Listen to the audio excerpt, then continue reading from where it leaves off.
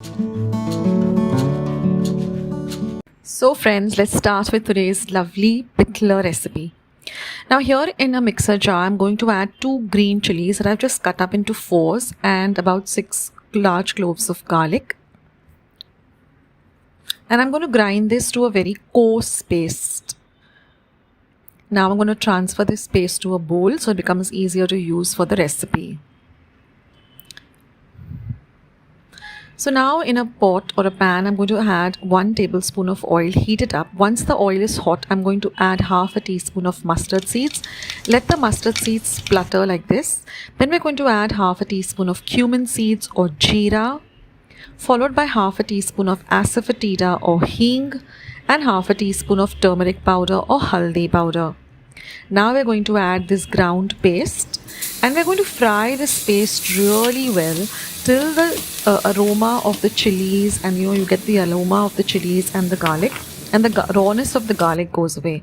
Now I'm going to add 1 cup of chickpea flour or besan, which is our main ingredient for pitler, and you're going to fry this flour well in this fodni or bagar or this oil mixture. None of the the chickpea flour should not be dry. All of it should be coated like this with the oil. That's why we added 1 tablespoon of oil. Now I'm going to add 1 cup of water and mix everything really well together. Now I like to use a whisk because that way I get a very smooth consistency and there are no lumps in the pitler. Now I'm going to add 1/4 cup of water and keep mixing it. Scrape down the sides.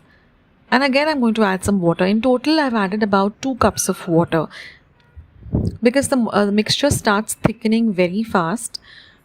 So you keep adding water. Now you can add as much water or as little water as you like, depending on how you like your pitler. If you like it runny, if you like it very thick.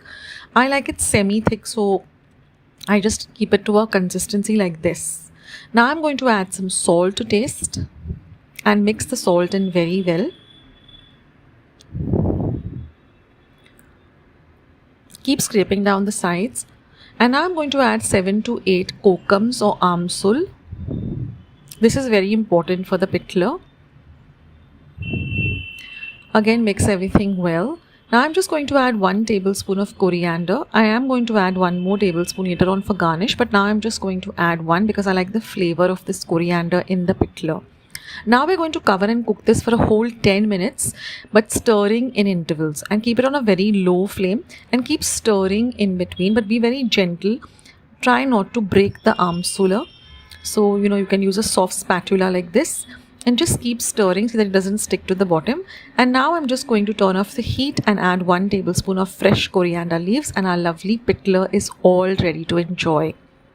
Now I like to serve this pitler with some rice bhakris and some thecha and some lovely onion. Now I'll leave the recipe for the thecha in the description box below, otherwise this video will become very long, but I will guide you as to how to make rice flour bhakris. So let's see how to make some rice flour bhakris. Cup of rice flour. To that I'm adding a little bit of salt to taste. I'm going to mix the salt and the flour well, and then I'm going to add a little hot water and just mix the flour very, very well. Now you have to add a little water at a time. Mix the flour. So say for 1 cup of rice flour, I used about half a cup of hot water. So just add a little at a time, and then you should be able to knead this into a very smooth and soft dough. Now the kneading process is very important, so you can set a timer and knead this flour for at least 3 to 4 minutes. But once you get when you knead it very well, you'll get a very smooth consistency, and the dough will also come together very well. So keep kneading this for about 3 to 4 minutes. Then you'll get a dough like this, which is very smooth, very elastic, and you can really work with it very, very easily. Now I've divided the dough into 2 parts. I've taken a little bit of rice flour. I've just dusted my surface with it. and I'm just rolling the dough to become a little bit smooth, and then I'm just put it into a little bit of rice flour, and then between the palms of my hands, I'm just flipping it so that I get a little bit of a flat consistency, and then using your fingers like this, just smoothen out the edges, and as you do that, the center also spreads out. So you don't need to really concentrate on the center, but as you go around in this manner with your fingers, the center also smoothens out, and then just smoothen out. And then I like to use a rolling pin and make it nice and smooth.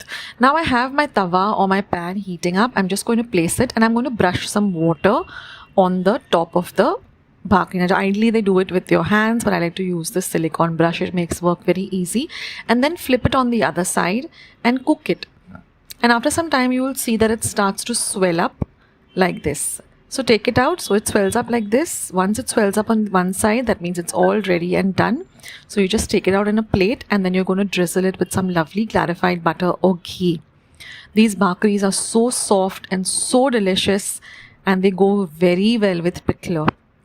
So do try out this recipe, and check out the thecha recipe in the description box as well. So this is a real ideal lunch. All you have to do is make the pitler, the thecha, the bhakri, cut up some onion, and it's really delicious food.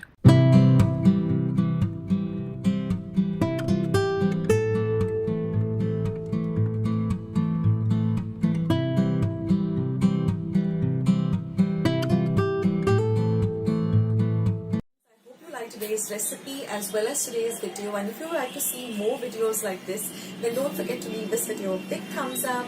Also by clicking the thumbs up icon. Also don't forget to subscribe to my channel and become a part of Akshata's recipes. Once you have subscribed, there is a small little bell icon that will pop up, so just click on that. That way whenever I put up a new recipe or a new video, you get a message for the same. So on that note, I'll say bye, and I'll catch you in my next video sooner than you think. This is Akshata saying bye, take care, stay healthy, stay fit, be kind and loving to one another. So till we meet again, bye.